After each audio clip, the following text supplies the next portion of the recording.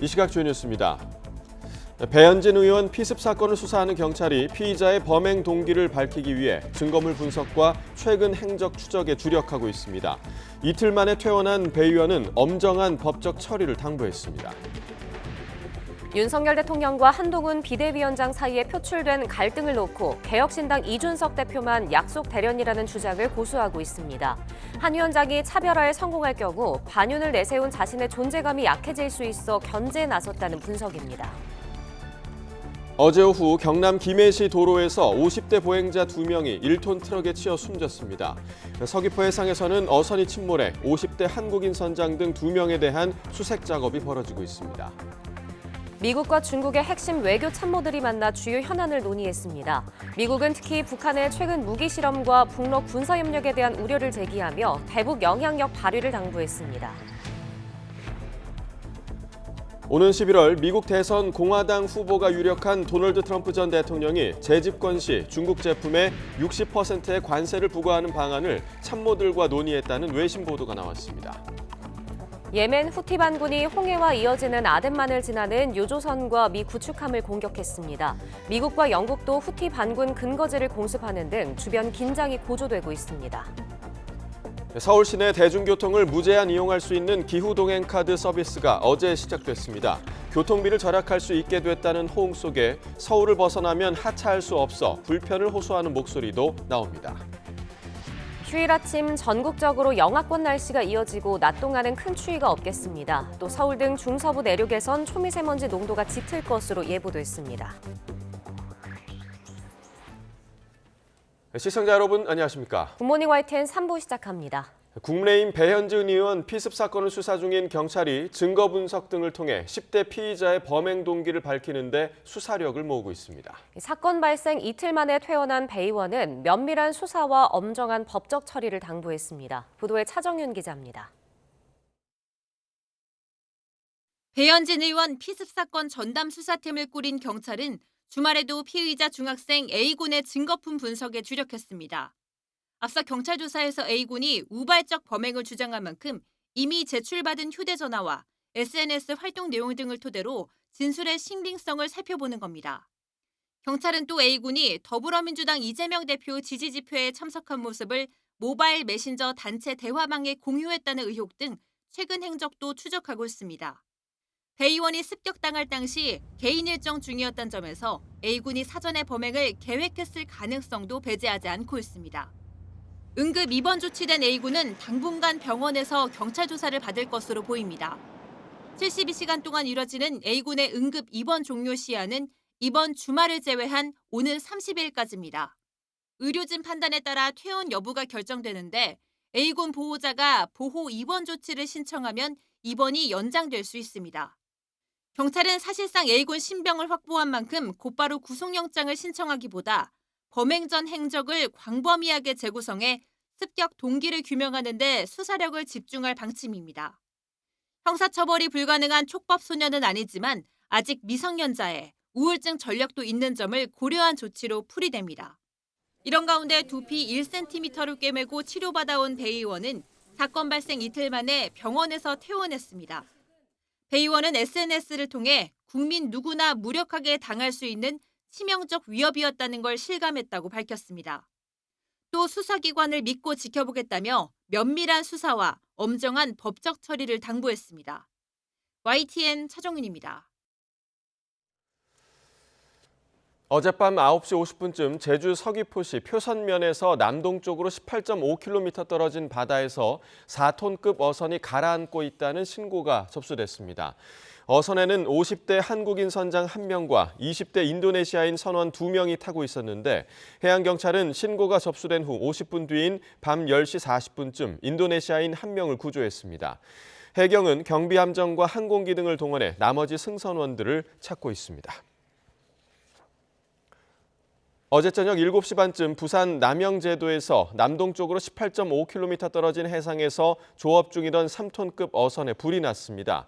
선장 등 2명이 불길을 피해 바다에 뛰어들었다가 근처 다른 어선에 의해 구조됐습니다. 배는 완전히 타 2시간 만에 침몰했는데 해경은 정확한 화재 경위를 조사하고 있습니다. 어제 오후 6시쯤 경남 김해시 어방동의 한 도로에서 60대 남성이 몰던 1톤 트럭이 50대 보행자 2명을 치었습니다. 지인 사이였던 피해자들은 저녁 약속을 위해 식당으로 가던 중 사고를 당해 곧바로 병원으로 옮겨졌지만 끝내 숨졌습니다. 경찰은 갓길에 주차된 차들 때문에 보행자를 보지 못했다는 운전자 진술과 차량 블랙박스 등을 토대로 정확한 사고 원인을 조사하고 있습니다. 사법농단 의혹의 정점으로 지목된 양승태 전 대법원장이 76번째 생일날 5년 만에 1심에서 전부 무죄를 선고받았습니다. 일부 부당한 행위에도 불구하고 애초에 직권 자체가 없거나 대법원장 재량에 해당한다는 게 그 이유였는데 다음 달 임종원 전 법원행정처 차장의 1심 판결이 어떻게 나올지에도 관심이 쏠립니다. 홍민기 기자입니다. 양승태 전 대법원장이 받는 9가지 혐의 가운데 핵심은 직권남용 혐의입니다. 47가지 범죄 사실 가운데 6가지만 빼고 이 혐의가 적용됐을 정도입니다. 직권남용죄는 공무원이 직권을 남용해 다른 사람에게 의무가 아닌 일을 하게 하거나 권리 행사를 방해하는 경우 성립하는데 1심 재판부는 재판에 개입할 수 없는 대법원장은 남용할 권한 자체가 없다는 법리로 범죄 사실 대부분의 직권남용죄가 인정되지 않는다고 판단했습니다. 다만 일부 사안에 대해선 당시 법원행정처가 월권을 했다는 점을 인정했습니다. 국제인권법 연구회 등 진보 성향 판사 모임을 와해하는 방안이 담긴 보고서를 작성하게 한 건 법관의 표현의 자유를 침해한 부당한 지시였다는 겁니다. 하지만 이를 실제 지시한 임종원 전 법원행정처 차장에게 직권남용 혐의가 인정된다고 하더라도 양 전 대법원장의 공모관계는 증명되지 않았다고 봤습니다. 또 이른바 무리야기 법관으로 분류된 일부 판사에게 불이익한 인사조처를 한 게 맞는다면서도 대법원장의 폭넓은 재량에 해당한다고 설명했습니다. 부산고법 판사 뇌물 사건과 관련해선 고영한 전 대법관의 재판 개입이 명백하다고 지적했지만 양 전 대법원장의 가담은 증거가 없다고 결론 내렸습니다. 결국은 직권남용죄 법리상으로도 이제 법리상 인정될 수 없다라고 판단을 했고요. 사실관계 면에 있어서도 양승태 대법원장이 구체적인 재판에 개입한 행위를 했다는 점에 대한 입증이 부족했다라고 판단을 했습니다. 이런 가운데 양 전 대법원장 판결에서 임종원 전 차장의 일부 혐의가 인정되면서 다음 달 5일 예정된 임 전 차장의 1심 결과에도 관심이 쏠립니다. 사법농단 의혹 실무자 가운데 최고 윗선인 임 전 차장에게 검찰은 징역 7년을 구형했는데 기소된 전현직 법관 14명 가운데 마지막으로 1심 판결을 받게 됩니다. 지금까지 이들 가운데 일부라도 유죄 판결을 받은 건 이규진 전 대법원 양형위원회 상임위원과 이민걸 전 법원행정처 기조실장 2명에 불과합니다. YTN 홍민기입니다. 국민의힘은 이번 선고와 관련해 애초 사법농단 의혹은 문재인 정부의 사법부 장악을 위한 과정으로 본다고 밝혔습니다. 정광재 대변인은 어제 국회에서 기자들과 만나 사법부의 판단을 존중한다며 이같이 평가했습니다. 이어 지난 2018년 문재인 전 대통령이 대법원을 찾아 문제 제기를 한 뒤 김명수 전 대법원장 체제에서 사법농단이 사건화됐다며 이에 사법부가 판결로서 종지부를 찍은 것이라고 강조했습니다.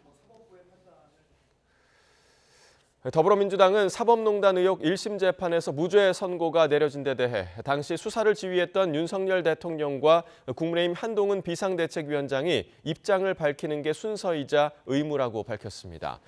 권칠승 수석 대변인은 어제 국회에서 기자들과 만나 2018년 당시 50여 명의 검사가 투입되고 5개월 동안 수사가 진행됐다며 이같이 말했습니다.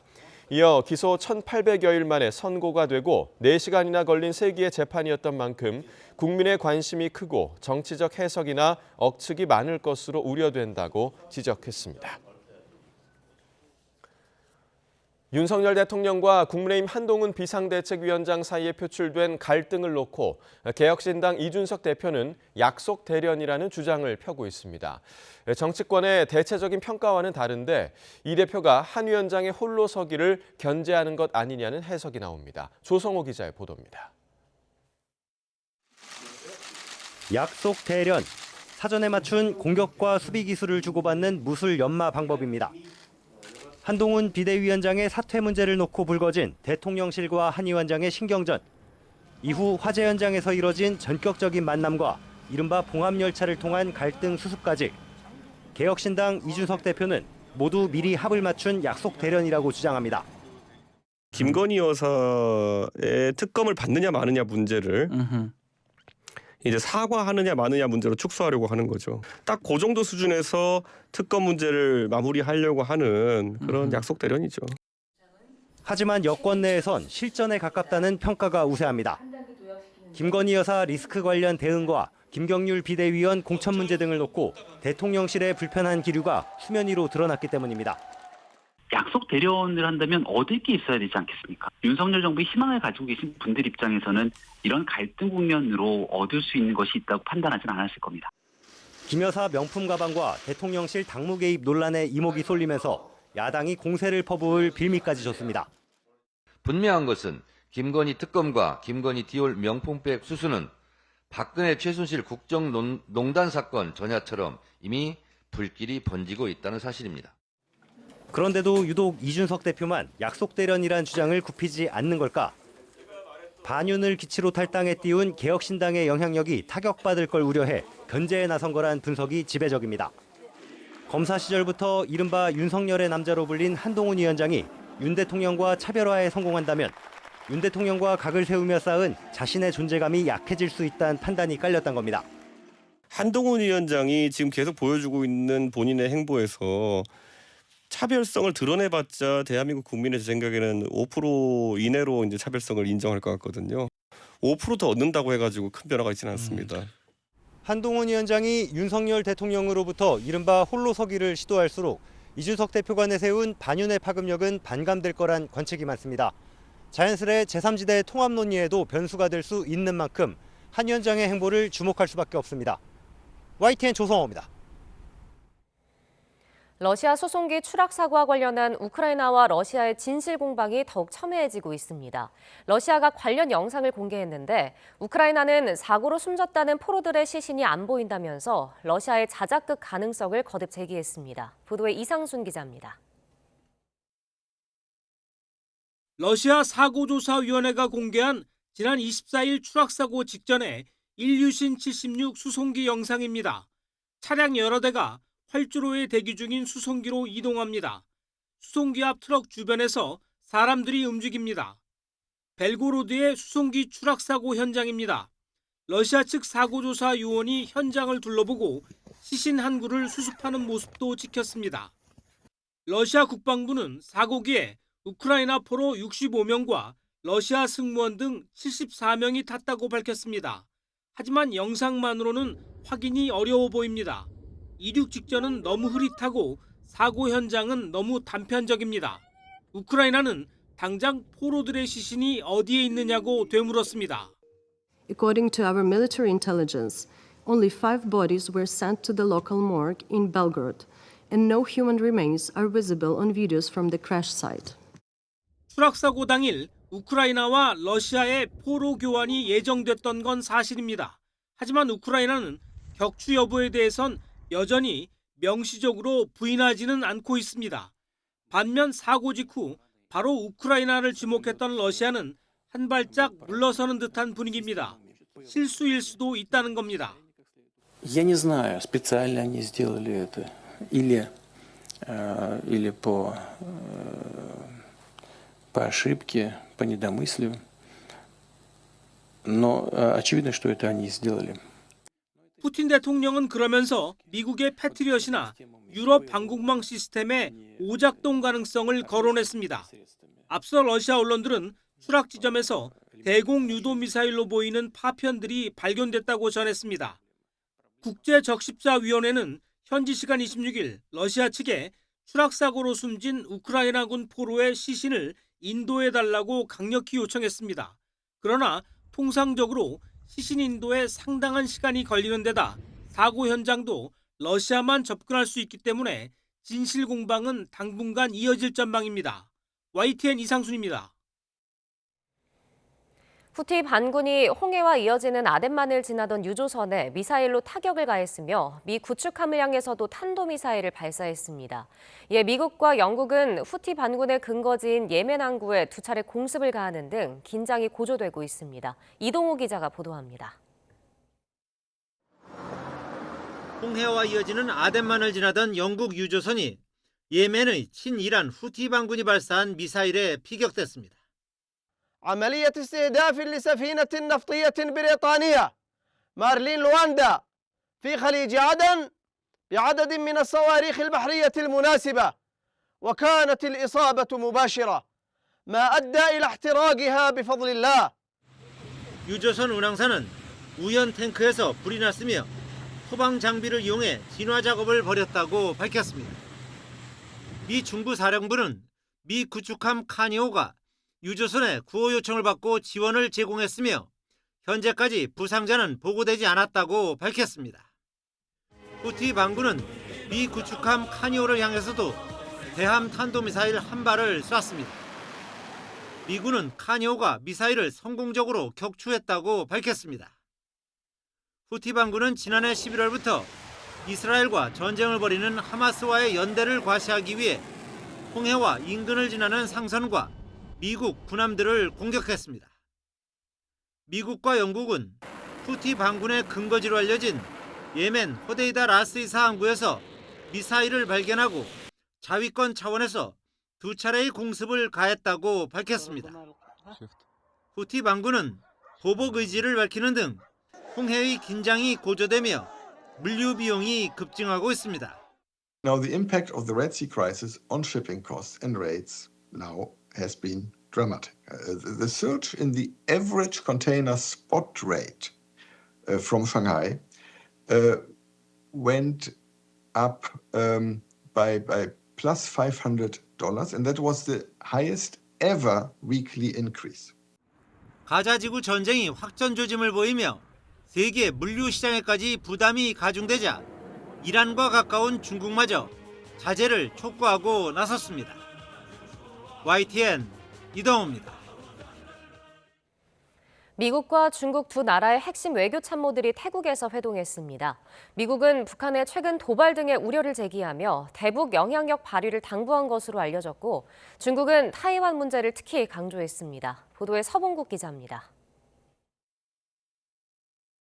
제이크 설리반 백악관 국가안보 보좌관과 왕이 중국 공산당 중앙정치국 위원이 태국 방콕에서 회동했습니다.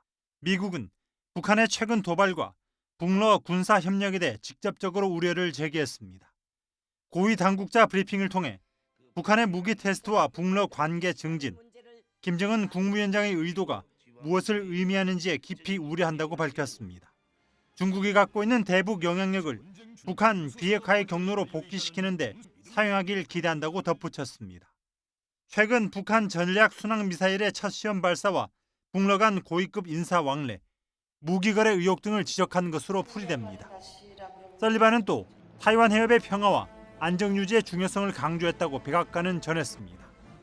중국 관영 신화통신은 한반도 문제를 포함해 두 사람이 솔직하고 실질적이고 성과가 풍부한 전략적 소통을 했다고 평가했습니다. 그러면서 중국 측이 최근 타이완 총통 선고와 타이완 독립 문제에 대해 다시 한번 명확한 입장을 전달했다고 강조했습니다. 将不支持台独承诺落实到行动上，支持中国和平统一。 설리반과 왕이는 지난해 5월과 9월 각각 오스트리아 빈과 몰타에서 비공개 회동을 하는 등 미중 관계의 고비 때 만나 돌파구를 모색하는 해결사 역할을 해왔습니다. YTN 서봉국입니다. 오는 11월 미국 대선 공화당 후보가 유력한 도널드 트럼프 전 대통령이 재집권 시 중국 제품에 60%의 관세를 부과하는 방안을 참모들과 논의했다고 워싱턴 포스트가 보도했습니다. 신문은 트럼프 전 대통령이 모든 중국산 수입품에 일괄적으로 60%의 관세를 부과할 가능성에 대해 참모들과 내부적으로 논의해왔다고 전했습니다. 중국산 전 수입품에 60%의 관세를 부과할 경우 미국과 세계 경제 트럼프 집권 1기 때 이상의 혼란을 초래할 수 있다는 것이 전문가들의 견해라고 덧붙였습니다. 레바논 무장정파 헤즈볼라와 무력 대치해온 이스라엘군이 북부 국경 지역에서 레바논 내 도심 전투 등을 염두에 둔 대규모 모의 훈련을 진행했다고 밝혔습니다. 이스라엘군은 현지 시각 27일 성명에서 북부 국경지대 준비태세 강화를 위해 북부 사령부가 지난주 집중 훈련을 진행했다며 관련 영상과 사진 등을 공개했습니다.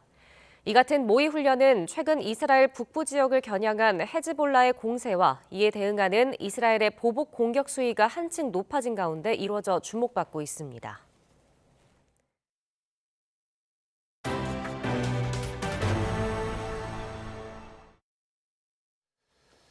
서울 시내 대중교통을 월 6만 원대로 무제한 이용할 수 있는 기후 동행카드를 사용할 수 있게 됐습니다. 서울시는 시범 운영 첫날인 어제 오후 5시 기준으로 기후 동행카드 이용객이 5만 8천여 명, 이용 건수로는 12만 7천 건에 달했다고 밝혔습니다.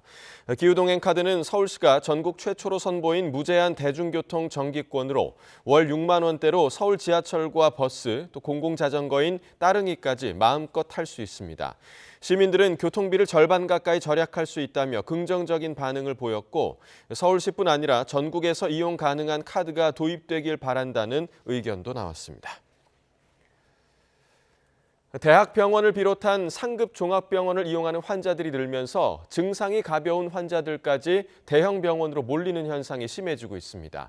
이 때문에 경증 환자를 동네 병원으로 돌려보내는 시범 사업이 시작됐는데 만성화된 쏠림 현상이 해소될지는 지켜봐야 할 것 같습니다. 김혜은 기자가 보도합니다.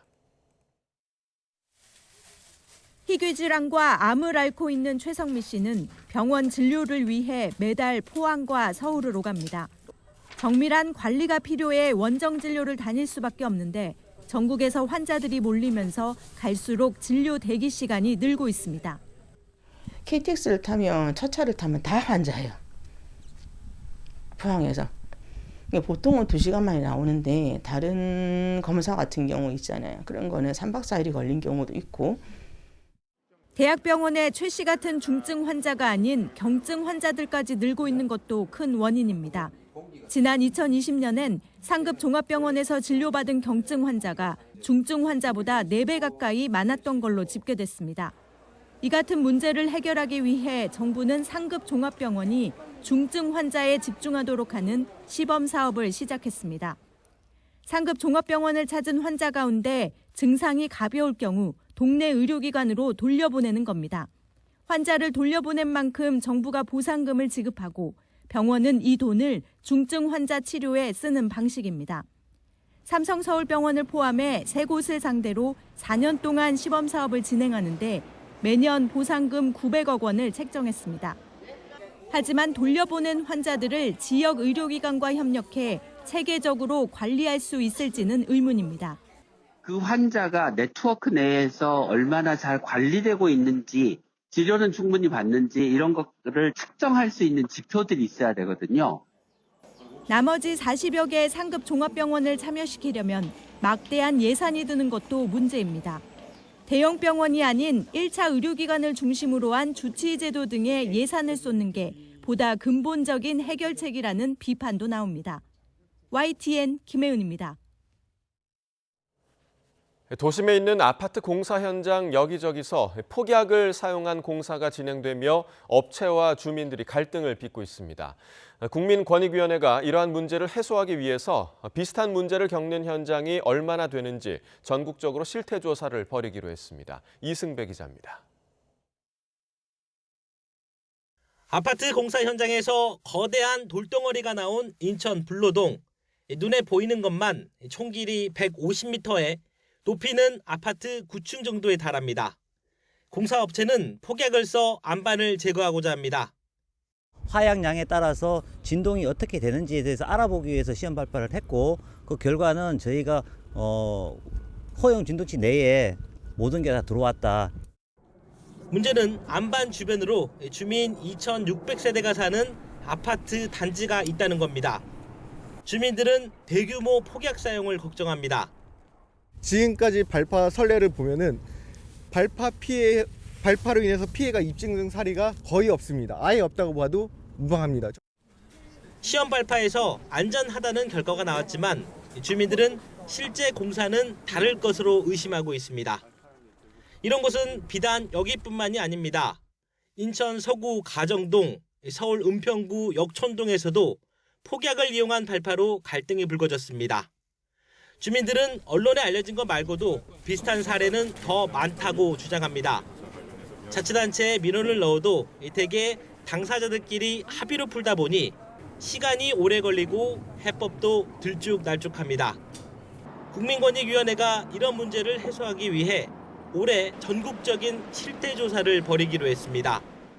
다른 사례는 어떤 과정을 거쳐왔고 어떻게 해결을 했는지, 문제점은 무엇인지 등을 분석해 비슷한 갈등을 해결할 기준을 만들겠다는 겁니다. 권익위는 발파에 대한 허가 기준도 점검해 관계부처와 협의를 거쳐 제도 개선 여부를 들여다볼 계획이라고 밝혔습니다. YTN 이승배입니다. 우리 국민이 필리핀에서 납치됐다며 가족들에게 돈을 요구하는 납치 의심 신고가 얼마 전 경찰에 접수됐습니다. 그런데 사흘 만에 납치가 아닌 자작극으로 밝혀졌는데 허위 신고로 공권력과 외교력을 낭비한 데 대한 책임을 물어야 한다는 지적이 나오고 있습니다. 신현준 기자의 보도입니다. 필리핀을 오가면서 사업을 하던 중년 남성 A씨가 납치됐다는 신고가 들어온 건 지난 16일. 누군가 A씨의 납치 정황이 담긴 사진과 동영상을 보낸 뒤 몸값 수천만 원을 요구하자 가족들이 경찰에 신고한 겁니다. 외교부는 즉각 재외국민 대책보호반을 설치하고 대책 마련에 나섰고 현지에 파견된 우리 경찰 코리안 데스크와 필리핀 경찰도 공조수사에 착수했습니다. 정부는 이어 우리 국민의 안전과 관련된 일이라며 언론에도 엠바고, 즉 보도 자제를 요청했습니다. 하지만 납치 의심 사건은 사흘 만에 해프닝으로 끝났습니다.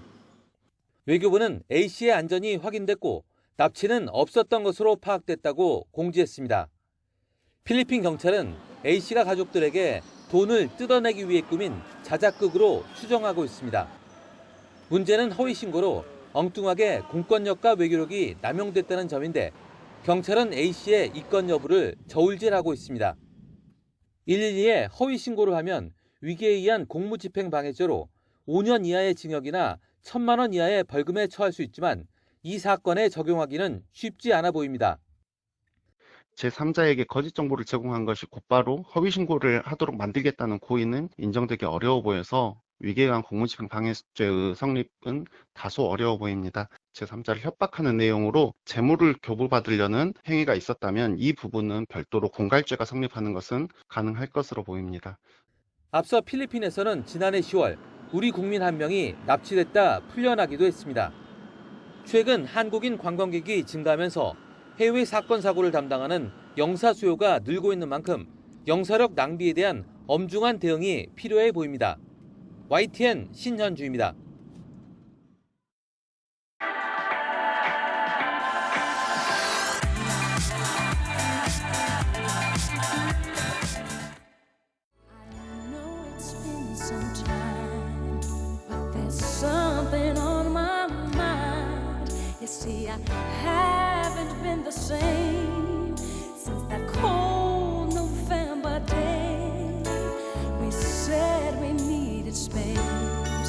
But all we found was an empty place. And the only things I learned is that I need you desperately. So here I am. And can you please tell me, oh, where do broken hearts go? Can they find their way home? To the open arms of a love that's waiting there.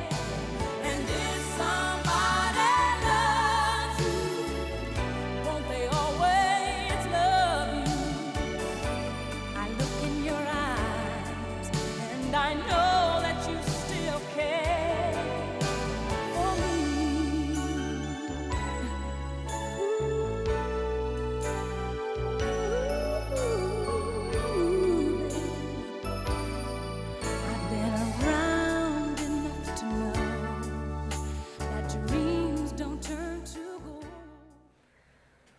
네, 요즘 알리익스프레스와 테무 등 중국 해외 직구 플랫폼의 국내 시장 잠식 속도가 심상치 않습니다. 전체 해외 직구의 50%에 육박하는데 국내 유통 환경에 어떤 영향을 끼칠지 우려의 목소리가 나오고 있습니다. 보도에 김선희 기자입니다. 대치동에 사는 직장인 김일균 씨는 요즘 중국 해외 직구로 물건 사는 재미에 푹 빠졌습니다. 상상을 초월하는 싼 가격 때문입니다. 오늘 구매한 물건은 전동 칫솔. 국내 이커머스에서 22,000원 하는 브랜드 상품을 여기선 단돈 3,000원에 살 수 있습니다. 끊임없이 짝퉁 논란이 있지만 개의치 않습니다. 어차피 이제 환불은 어렵다라는 걸 생각하고 사기 때문에 대신 저렴하게 산다라고 생각하기 때문에 뭐 그런 물건에 대한 퀄리티에 대한 기대치도 낮고 그냥 가격 때문에 사는 것 같아요. 또 다른 직장인 박혁 씨도 국내보다 중국 해외 직구를 더 애용하는 편입니다. 최근에 AA 건전지 24개를 2,400원에 샀는데 한 개에 100원꼴입니다. 먹는 건 확실히 조금 꺼려지는 게 있고요. 아무래도 막 파동도 많았고 해서. 근데 이제 공산품이나 이런 거에 비해서는 사실 한국에서도 대부분 다 OEM으로 찍어서 가져오는 거기 때문에. 알리익스프레스와 테무 등 중국 해외 직구 플랫폼이 국내 시장을 쓰나미처럼 잠식하고 있습니다. 최근에는 도매 플랫폼인 1688까지 가세했습니다. 해외 직구 이용객은 2,500만 명으로 5년 사이 2배가량 늘었고 중국은 미국을 제치고 전체의 50%에 육박합니다. 유통업계는 전체 인구의 30%가 사용에 나서면 중국이 한국 시장을 좌지우지할 수 있다고 보고 있습니다. 중국에서 생산하고 중국에서 도매하고 중국에서 소매하고 마지막으로 소비자만 우리나라 사람이 되는, 그래서 결국은 생산과 유통의 전 과정, 그 공급 체인이 전부 중국에 우리가 귀속되는 그런 위험도 있을 수 있다고 봐요. 이런 우려를 막으려 미국에서는 중국 해외 직구를 무관세 대상에서 배제하는 법안을 검토 중입니다. 우리나라도 대책을 세우고 있지만 쉽지 않습니다. 1,000원, 2,000원 나오는 세금을 거두려고 고지서를 날리고 행정비용이 몇 배가 훨씬 더 들어가거든요. 이제 행정비용하고 비교 형량했을 때 실익이 없다고 해서 안 걷어요, 저희들은요. 전문가들은 중국 해외 직구 짝퉁 판매 단속을 더 광범위하게 적용해 비관세 장벽을 강화하는 등 발빠른 대책이 필요하다고 강조합니다. YTN 김선입니다. 1, 2월은 대표적인 공연 비수기입니다. 이 뮤지컬계도 고민이 깊어지는 시기인데 시대를 이어오며 작품성을 검증받은 대작들이 격돌하고 있습니다. 어떤 매력이 있는지 김정혜 기자가 소개합니다.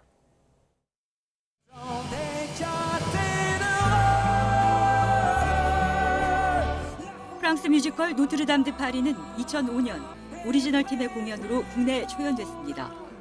꽤 오랜 시간이 흐른 만큼 초연 당시의 파격이란 수식어는 다소 식상해진 게 사실입니다.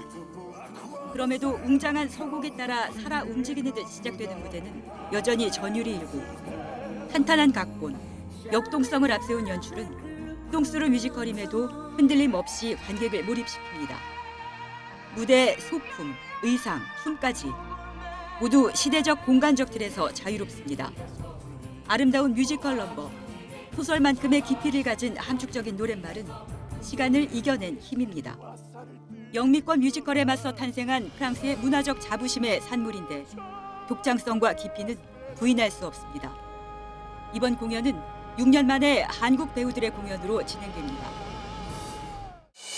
우리 함께 싸우자, 누가 나와 함께하나. 레 미제라블은 40년째 전 세계에서 가장 인기 있는 뮤지컬 작품 중 하나로 공연되고 있습니다. 노트르담 드 파리와 마찬가지로 빅토르 위고의 소설이 원작인데 전설적인 제작자 카메론 맥킨토시 특유의 철학이 반영돼 대중성과 예술성을 고루 갖춘 작품으로 만들어졌습니다. 특히 부각되는 건 드라마적 요소로 바리케이드 장면은 30분이라는 긴 시간에도 파리 혁명기 당시의 느낌을 객석까지 전달할 만큼 인상적입니다. 그러나 이 작품 역시 시대를 이어온 힘은 노래입니다. 웅장하고 아름다운 뮤지컬 넘버가 빼곡합니다. 노래마다 단순한 멜로디지만 긴 여운을 남겨 경연대회나 행사장, 스포츠 경기 등에서 자주 사용됩니다. 이번 시즌엔 민우혁 최재림 장발장과 조정은 리나 판틴이 중심에 섭니다. YTN 김정희입니다.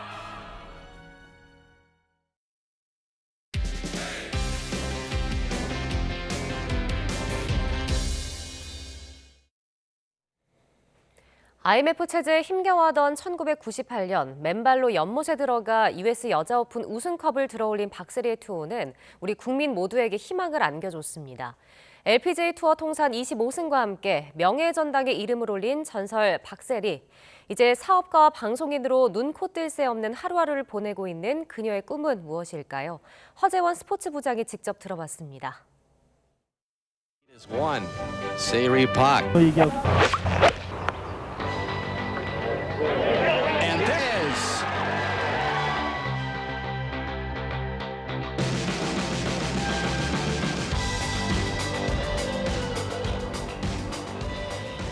최근에 몇 타 치셨는지 공개하실 수 있나요? 치면 80대 칠 것 같은데 안 좋아요.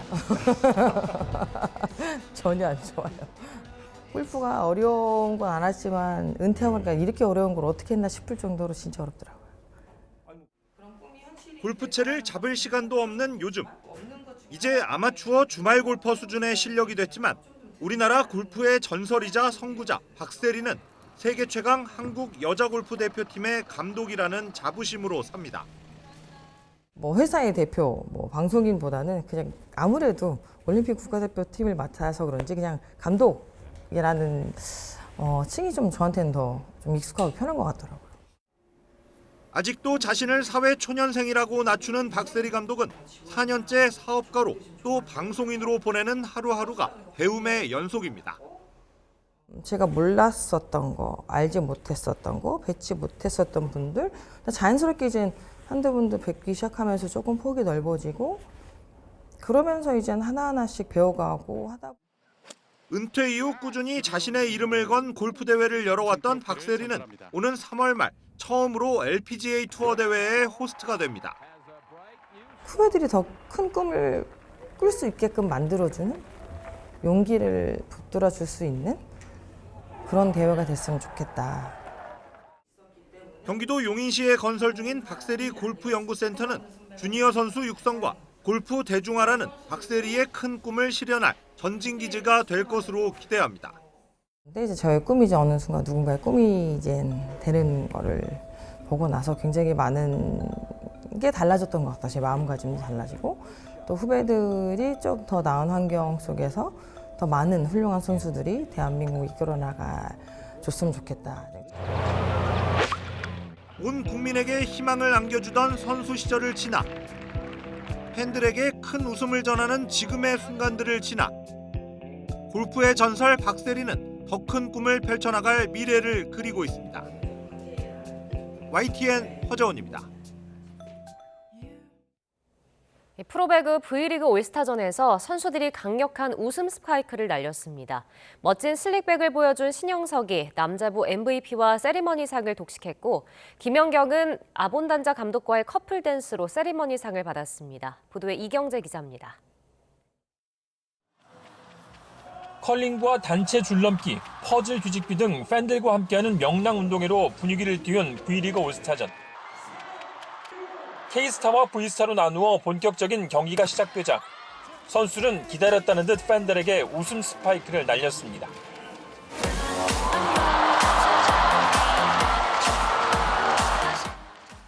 올스타 팬투표 1위를 차지한 신영석과 김연경은 최고의 세리머니로 팬들에 보답했습니다.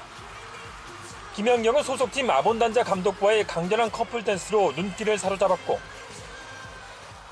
신영석은 줄넘기를 하며 수준급 슬립백 춤 실력을 뽐냈습니다. 한 1시간 정도 연습했고요.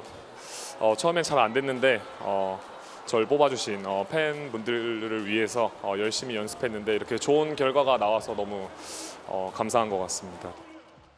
규정을 무시한 파격적인 진행도 흥미를 끌었습니다. 1세트는 남자부, 2세트는 여자부 경기였지만 가끔 혼선 경기가 펼쳐졌는데 김연경은 남자 선수를 상대로 후위 공격을 성공했습니다. 선수로 나선 강성현 감독은 공격을 성공하고 세리머니를 못해서 경고를 받기도 했습니다. 김지원이 데이트타를 쓰고 코트에 들어가자 상대 감독이 공으로 마치라는 지시를 했고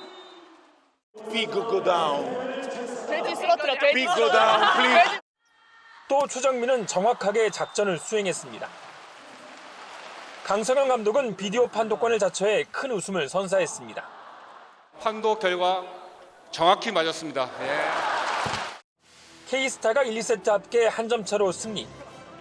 신영석은 남자부 MVP까지 석권했고 14년 차에 처음 올스타전에 초대된 표승주가 여자부 MVP를 받았습니다. 팬분들 덕분에 이렇게 투표로 올스타전에 참가한 것도 너무 영광이고 즐거운 일이라 생각했는데 이렇게 MVP까지 받을 수 있어서 너무 기쁘고 마테이와 실바가 서브 콘테스트에서 남녀부 1위를 차지했고 UAE는 연장 승부 끝에 임명국을 제치고 리베로 콘테스트 1위에 올랐습니다. YTN 이경재입니다.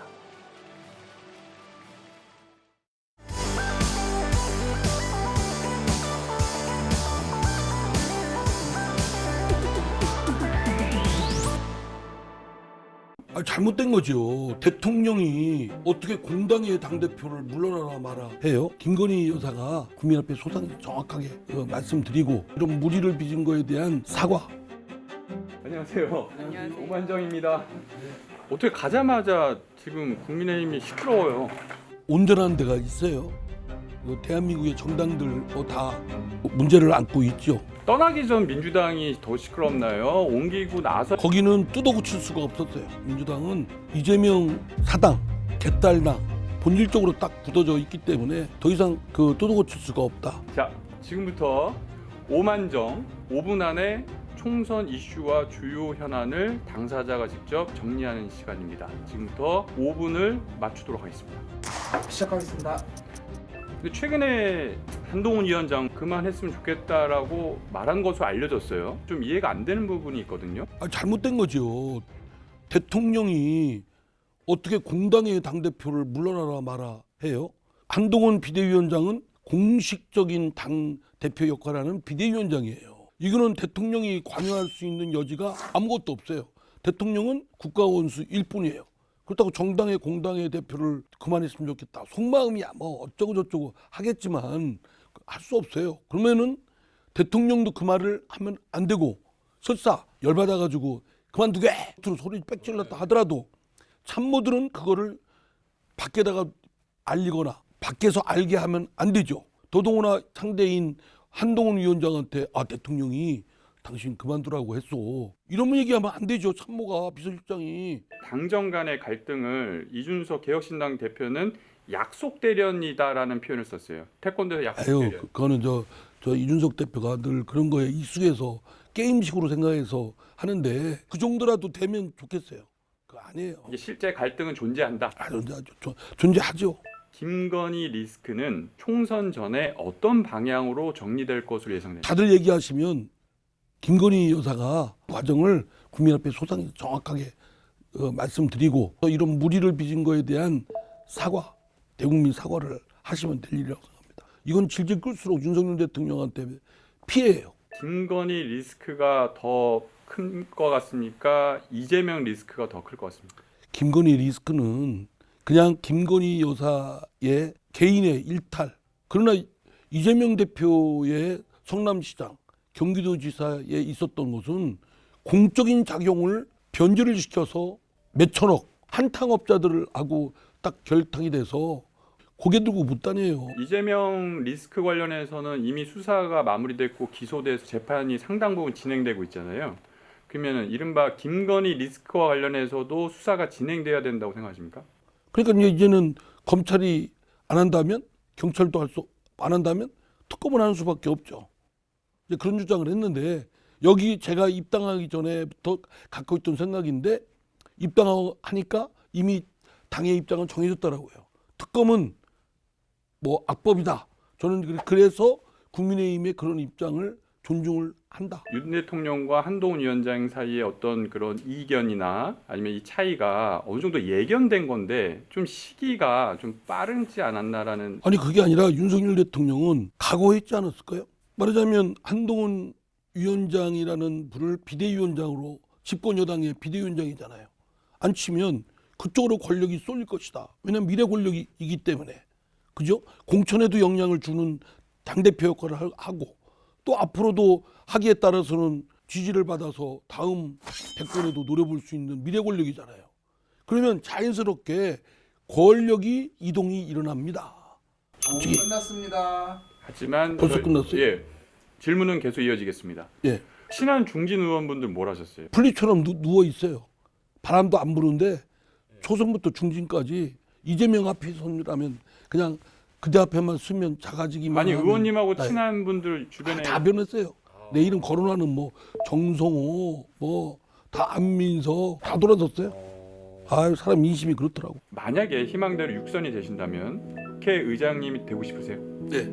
어떤 이유 때문에? 국회 바로 잡고 싶어요. 국회가 제 역할 못 해요. 국회는 민의의 전당이에요. 대통령과 적절한 긴장과 견제와 협업이 가능하도록 끌어올릴 거고 또 하나는 의원들의 역량을 바로잡아야 되겠다. 지금까지 오만정이었습니다. 감사합니다. 예, 감사합니다.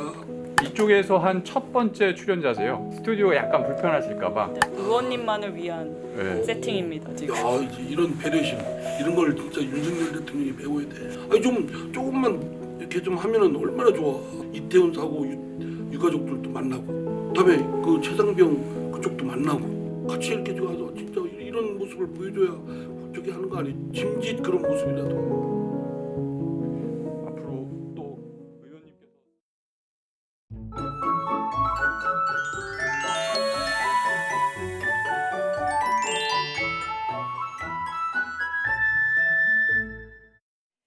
오늘도 대기질이 아쉽습니다. 중부와 경북을 중심으로 공기가 탁하겠는데요. 당분간은 미세먼지 정보 잘 확인해 주시길 바랍니다. 오늘 아침까지 전남 서해안과 제주도는 비나 눈이 옵니다. 제주 산간에는 최고 5cm의 눈이 예상됩니다. 한파는 쉬어가지만 강원도는 여전히 한파특보가 이어지고 있고요. 동해안은 대기가 건조합니다. 불씨관리 잘해 주시길 바랍니다. 또 동해안은 너울성 파도가 예상돼 해안가 사고 없도록 유의해 주시길 바랍니다. 현재 기온 살펴보겠습니다. 서울이 영하 4.8도고요. 낮 기온은 서울이 3도로 예상됩니다. 날씨였습니다. 굿모닝 YTN 마칩니다. 시청해주신 여러분 고맙습니다.